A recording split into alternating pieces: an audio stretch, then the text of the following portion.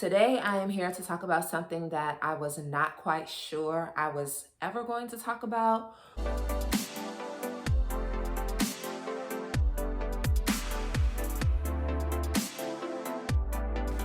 Girl, what are you waiting on? Follow me on Instagram, like, comment, subscribe, and click that bell notification. Hello. My name is Tiffany, and I am a full-time mental health and substance abuse therapist bringing you food, lifestyle, and mental health content. Today, I am here to talk about something that I was not quite sure I was ever going to talk about with anyone publicly. But now that I've kind of gone through it, I figured, what the heck? So anywho, it's actually pretty timely because July is Fibroid Awareness Month. I think it's actually called Uterine Fibroid Awareness Month, whatever the case might be. So I wanted to talk about fibroids. I'm going to break this video up into two parts because I don't want it to be extra long. For those who are unfamiliar with fibroids, fibroids are non-cancerous tumors that grow inside and or attached to the uterus outside of the uterus, okay? So fibroids are non-cancerous tumors. Genetically, Black women tend to experience fibroids more than any other group. However, approximately 80% of women will have a fibroid throughout their lifetime. What the symptoms might look like and how big they grow depends on each individual person. What I do know about fibroids is that they grow because of an excess of estrogen.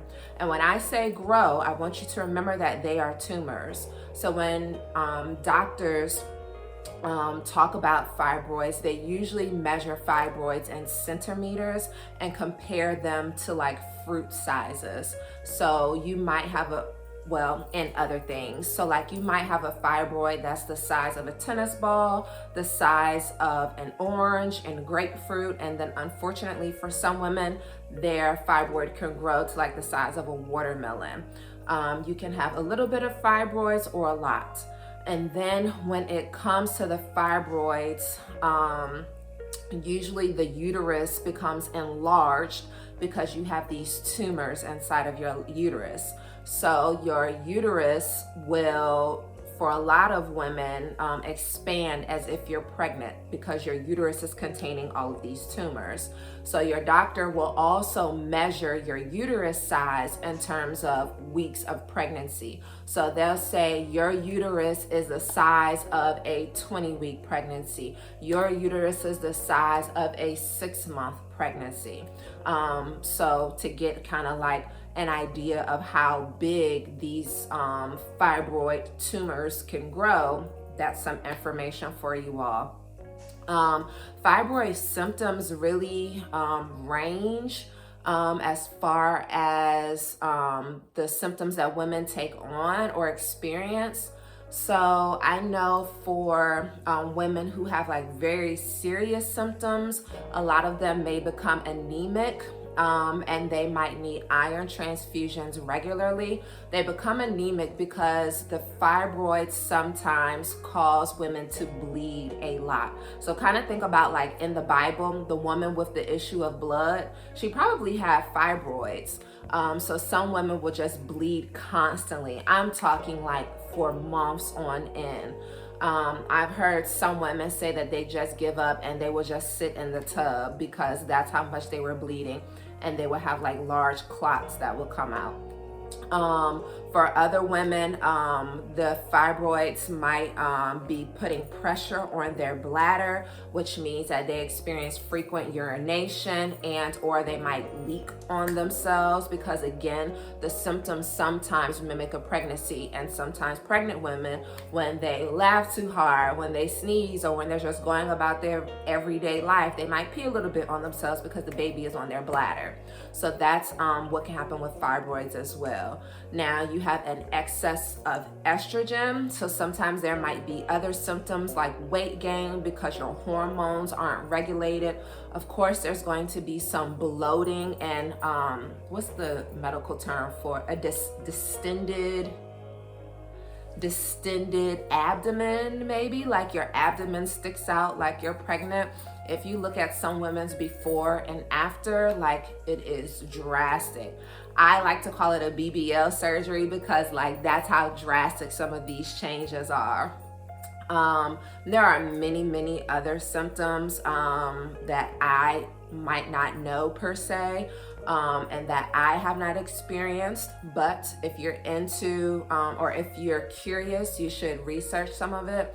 Because like I said, about 80% of women will experience it. Now, the thing about fibroids is that a body that grows fibroids will grow fibroids.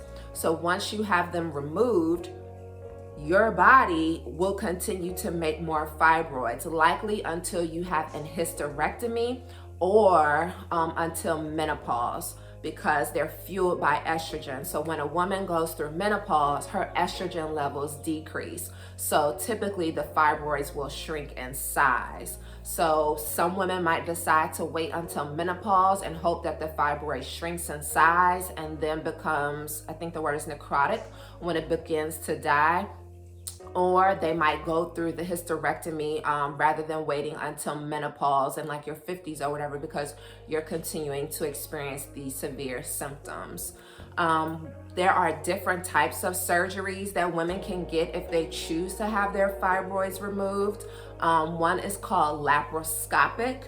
It involves I think it's like 5 very small incisions. I'm talking about, it looks like little dots that goes in like a horizontal line across your abdomen, and that helps remove the fibroids. Please correct me if I am wrong, but I vaguely remember reading or hearing that laparoscopic surgeries or laparoscopic fibroid removal is not recommended for women who are interested in having children. Because I guess it can affect your uterus in some type of way. There's another term, I think it's called uterine ablation. I think that's when they go through your uterus and they do something to the fibroid. And then there is open myomectomy.